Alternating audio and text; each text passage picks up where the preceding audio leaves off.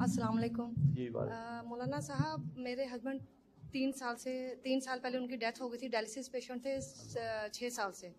تو لیکن اب جو ہے نا 3 سال سے معاملات, میرے 4 بچے ہیں تو ان کے معاملات, گھر کے معاملات جو ہے نا بہت ڈسٹرب ہوئے ہیں. اور کسی سے مطلب مدرسے کے مولوی نے بولا کہ آپ کے اوپر سفلی عمل کیا گیا ہے, جادو کیا گیا ہے, کچھ کھلایا پلایا گیا ہے, اور آپ کے بچے کو, بڑے والے بیٹے کو بھی یہ مسئلہ ہوا ہوا ہے. گھر کا روٹین, بچے میرے سب ڈسٹرب ہوئے. بتانے والے ان کو بولو کرو نا, تو تجھے اتنا تو پتہ لگ گیا کہ کچھ ہوا ہے. ہاں لیکن وہ بولتے ہیں کہ اتنے پیسے لے کے آئے, کچھ ہوا ہے اتنے پیسے, ہاں لیکن وہ بولتے ہیں کہ پیسے لے کے آئے آپ, یہ اس کا علاج اس طرح سے ہوگا. تو یہ معاملات ہیں میرے, یقین کریں میں بہت پریشان ہوں. بی بی سورہ بقرہ پڑھنی ہے گھر میں, فلق ناس کا زور رکھیں, کھلی پڑھیں, وضو ہو یا نہ ہو. پھر جو میں نے بتایا کہ سورہ بقرہ وہ اپنا آیت الکرسی کا جمعے والے دن کا جو وظیفہ ہے وہ کریں, اللہ تعالیٰ سارے حالات. اور رزق میں اتنی تنگی ہے, جو پیسے آمدنی تھوڑی بہت آتی بھی ہے, اور وہ آپ یہ کریں تو صحیح. اب وہ بچی میری ادھر ہی پڑھتی ہے, یقین کریں کہ 4 دن آتی ہے, 5ویں دن بولتی ہے میں نے یہاں نہیں پڑھنا, میں نے اللہ آپ کی مشکل آسان کرے. آپ ایک دعا ہے, یہ یاد کر لیں, ہر مشکل کا حل ہے وہ. اللہم لا سہل الا ما جعلتہ سہلا وانت تجعل الحزن سہلا اذا شئت. یہ پڑھیں, اور ربی یسر ولا تعسر وتمم بالخیر. یہ پکارنا اللہ کو, واذکرونی اذکرکم, تم مجھے یاد رکھو میں تمہیں یاد رکھوں. یہ دعائیں اس لیے بتائی ہیں, فوری طور پہ اثر کرتی ہیں. کچھ نہیں آتا, کوئی دعا نہیں آتی. اللہ کی قسم درود شریف, درود ابراہیمی پڑھنا شروع کر دو. اللہ کہتے ہیں یہ حاجات کا مجھ کو پتہ ہے. اللہ کہتا ہے, نبی صلی اللہ علیہ وسلم فرمایا تو چل درود ہی پڑھ, اللہ کو تیری حاجات کا پتہ ہے, پڑھو.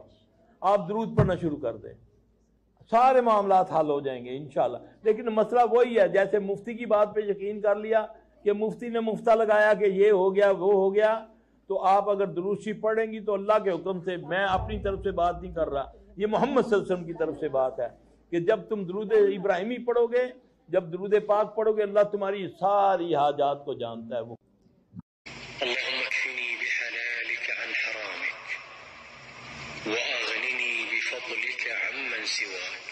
اللهم إني أعوذ بك من الهم والحزن وأعوذ بك من العجز والكسل وأعوذ بك من الجبن والبخل وأعوذ بك من غلبة الدين وقهر الرجال.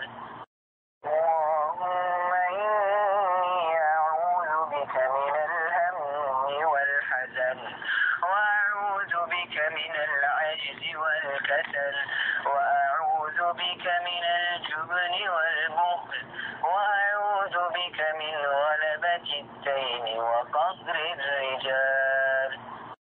اللهم فارج الهم كاشف الغم مجيب دعوة المضطرين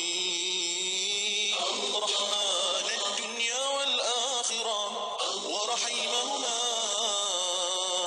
أنت ترحمني فارحمني أنت ترحمني فارحمني برحمة تغنيني بها سواك برحمة تغنيني بها عن رحمة ما سواك. اللهم لا سهل إلا ما جعلته سهلا وأنت تجعل الحزن سهلا إذا شئت. اللهم إني أعوذ بك من الهم والحزن والعجز والكسل والجبن والبخل وضلع الدين وغلبة الرجال.